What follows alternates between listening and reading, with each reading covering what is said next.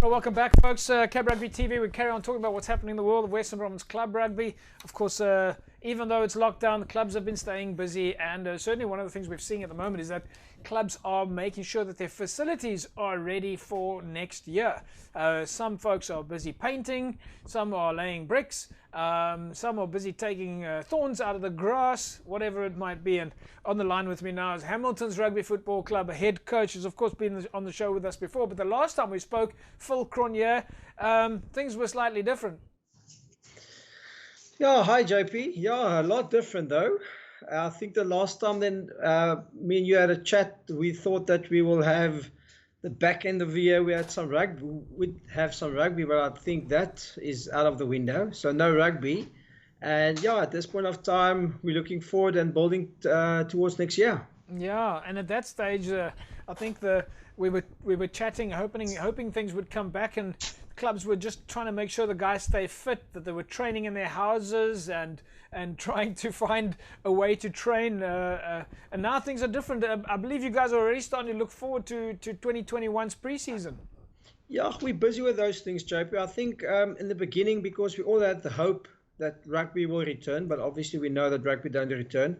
So I think the longer that the year went on, I think I would more say all the players fall off the bus by sending in the results and stuff, because we actually knew that there won't be any rugby. So fitness for them, sending the tests in and the results in, I don't think that make any sense for them. Yep. So yeah, now we're looking forward to next year. 2021, of course, a lot of clubs are busy trying to make sure that their facilities are in good nick. We spoke to Nolene Oosthuizen the other day. She says the grass is growing incredibly well there. We spoke to Pedro April from Eerste Rivier, and the guys have been working on their clubhouse, and the guys have been chipping away there and making sure things look good there. We know that Young Wesley's has been leveling their field, but we see from the photographs that you've posted on Facebook, we see that you guys are doing the same at Hammy's from a field perspective. Yeah, JP, at the end of the day, I think that's the one good thing that the Corona bring to the party is obviously young and old players that had some injuries that can rest. And also now we've got the time to fix around the clubhouse, in the clubhouse, our fields.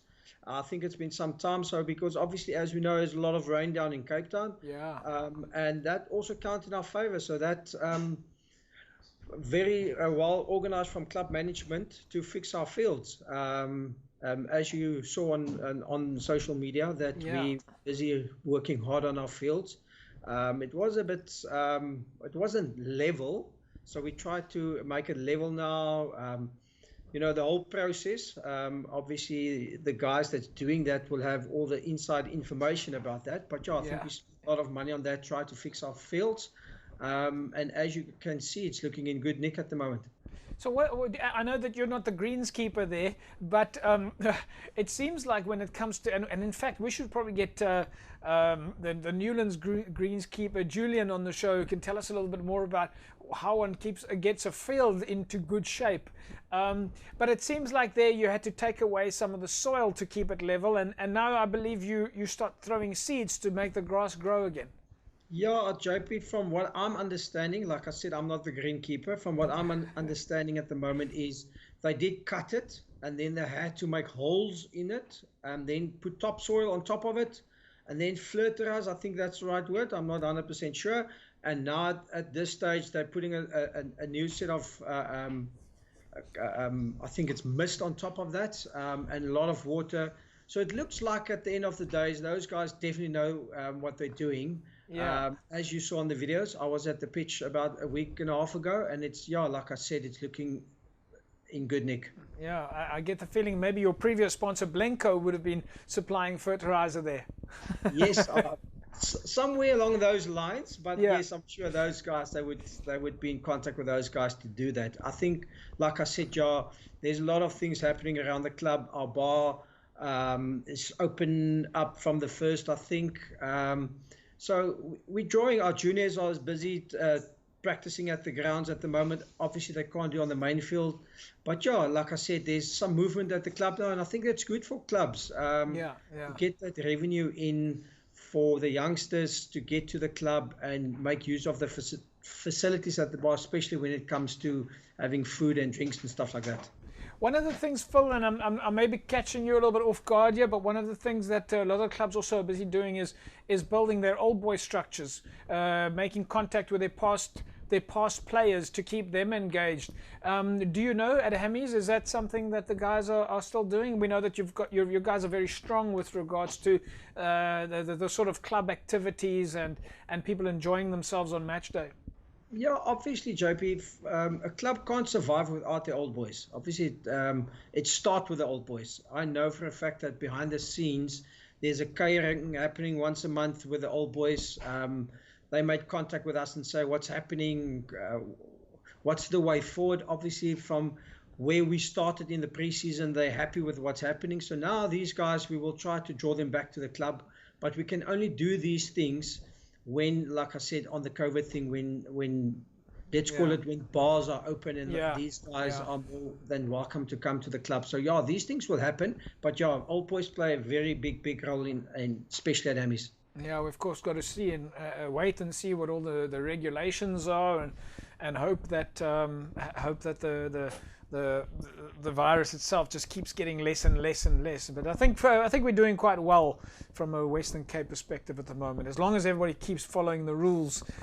Phil, for 2021. The other clubs, and we know that you guys as coaches in Super League A, you've all been in contact with each other. You've been doing some of the coaching courses with Jerome Parvater, and I know, of course, people like yourself. You've done many of these courses, and you're quite advanced with yourself. I don't know how many people know this, but that you've coached internationally and you've coached all around the country as well.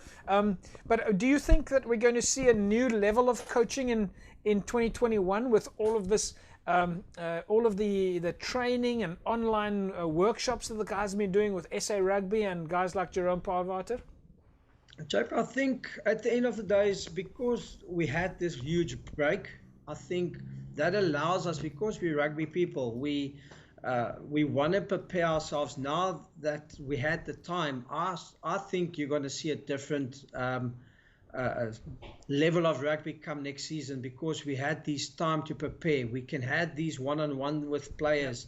We had pre-season with players by saying, you know what, you're not actually first choice but a second choice. To become a first choice, this is what you need to work on. So those guys that still had that in them to be at the top level, at club level, they could work on those things, and we will actually have to wait and see when we get back to training if they follow the instructions that's been handed out to them.